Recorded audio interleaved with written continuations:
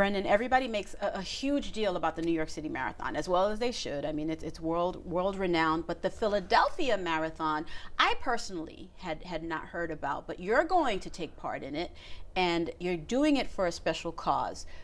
Talk to me about Bridge to Life and why you've decided to run the Philly Marathon. Well, my affiliation with Bridge to Life has to do with the first time I attended March to Life. In 2009. I signed up for buses that were taking people down to DC for the March to Life through Holy Family Parish, and Kathy Donahoe, who was the head administrator of Bridge to Life, was in charge of all these buses. So that's how I met her and found out about her organization. And the reason why I chose Philly, well, for logistic reasons as well, in terms of it's a flat course. Sure.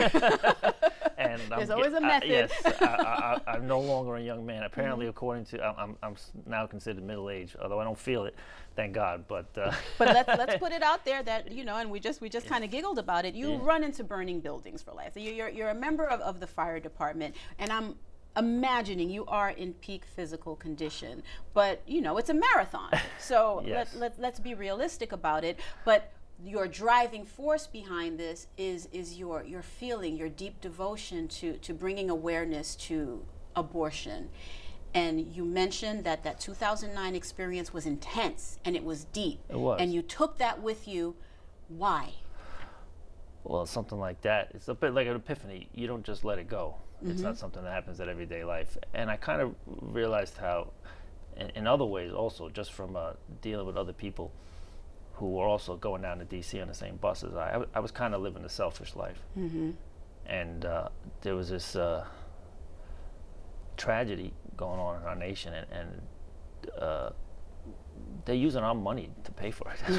What are you hoping people learn? Because this theme of saving lives is not foreign to you. You know, I mean, you do it for a living. You know, some days you do, some days you don't. But that's always in your head. So it's not something that's foreign to you. But what do you want people to learn about this aspect of saving lives? There's not a lot of information out there, and it seems like people are just apathetic. And one thing that the job has taught me is that we're not one to sit around and let things happen. Right. We react, we make things happen, even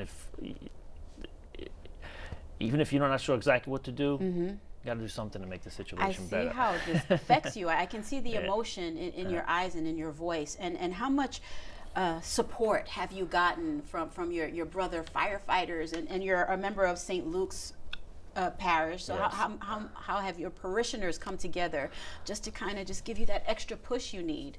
Everybody's been, I always tried to make every run kind of like a prayer. I didn't want to try to make this about me. It was about Bridge to Life, and I was just trying to do it because I felt like I got to do something, and I couldn't really think of what else to do, just use my whatever limited skills or talents I have to try and bring awareness to the situation. And I just felt like I had to do something.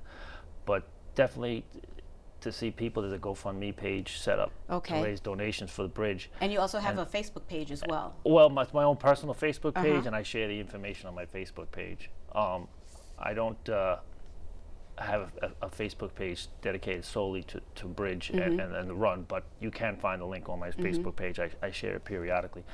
But definitely, there's definitely been a lot of people giving support financially and words of encouragement, and it's great to see your friends and associates back you up. But what's really meaningful is perfect strangers show their support, and there's some people who are extrememely generous. I could financially only imagine. And there's been days and nights when I'm like, what am I doing? I'm making a fool of myself.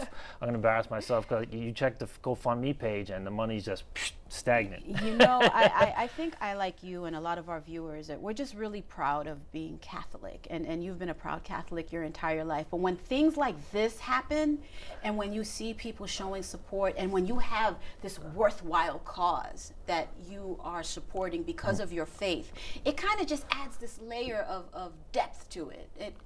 Am I saying it correctly? It does. I mean, I haven't been I've been a wishy-washy Catholic my whole life. I always said, I think we've all dipped into that every once in a while. The Lord has been good to his wayward son. Let's just put it that's what I always said. It's like my faith in the past has been like a candle sitting by an open window. You know, when the wind starts blowing, it starts diminishing the flame. So in a way, you're paying it forward with this run and with what you're doing for Bridge to Life.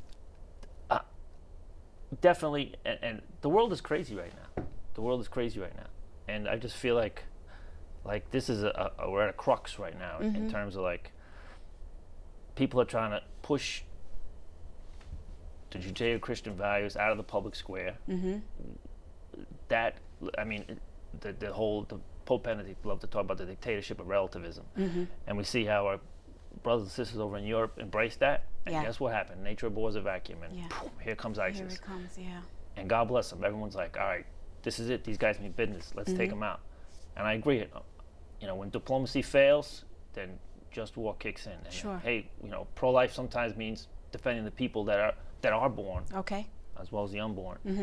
And God bless the people going to do that.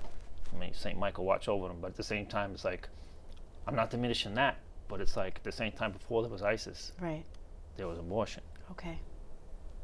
And these whole videos that came out exposing Planned Parenthood. Apparently, I can see how much this touches you, and I'm not going to push you on it anymore. I think we've definitely made the point. Final last words there, and they were very appropriate. I thank you so much for being with us. We wish you the best of luck. Thank you. Thank you. You'll do fine. Thank you. Thank you.